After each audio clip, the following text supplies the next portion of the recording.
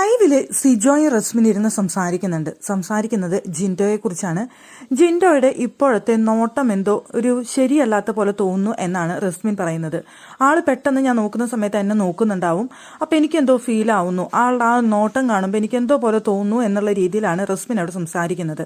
അപ്പൊ സിജോ പറയുന്നുണ്ട്, ഞാൻ ഇന്ന് ആളുമായിട്ട് സംസാരിച്ചിരുന്നു, ആളുടെ അടുത്ത് ഇങ്ങനെ കാര്യങ്ങളൊക്കെ സംസാരിക്കുന്ന കൂട്ടത്തിൽ ആള് ടോപ്പ് 5 ഉണ്ടാകും എന്ന് ഞാൻ ഉറപ്പിച്ച് പറയുമ്പോൾ ആളാകെ കൺഫ്യൂഷനിലാണ്. ആള് പറഞ്ഞൊരു കാര്യം, ഒരു 10 ദിവസത്തോളമായിട്ട് എനിക്ക് ഒരു കണ്ടന്റും ഇവിടെ ഉണ്ടാക്കാനായിട്ട് സാധിക്കുന്നില്ല, കണ്ടന്റ് ഇല്ലാത്തത് വലിയൊരു പ്രോബ്ലമായിട്ട് മാറിയിരിക്കുകയാണ്, എന്തെങ്കിലും കണ്ടന്റ് കണ്ടെത്തിയേ തീരൂ, എന്തെങ്കിലും പ്രോബ്ലംസ് ഉണ്ടാക്കിയേ പറ്റൂ എന്ന് പറഞ്ഞിട്ടാണ് ആള് നടക്കുന്നത്.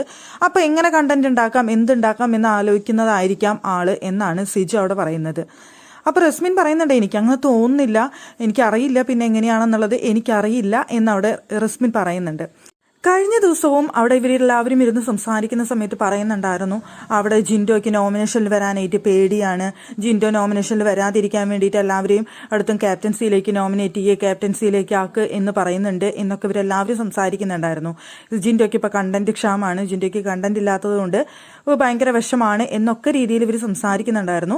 പക്ഷെ ഇന്ന് ജിൻഡോ നേരിട്ട് സിജോയുടെ അടുത്ത് അത് സംസാരിച്ചു എന്നാണ് സിജോ അവിടെ ഇരുന്ന് റസ്മിന്റെ അടുത്ത് പറയുന്നത്. അപ്പൊ കണ്ടന്റ് ഉണ്ടാക്കാൻ വേണ്ടിയിട്ട് ആള് എന്തെങ്കിലും പ്ലാൻ ചെയ്യുന്നതായിരിക്കാം എന്നാണ് സിജോ റസ്മിന്റെ അടുത്ത് പറയുന്നത്.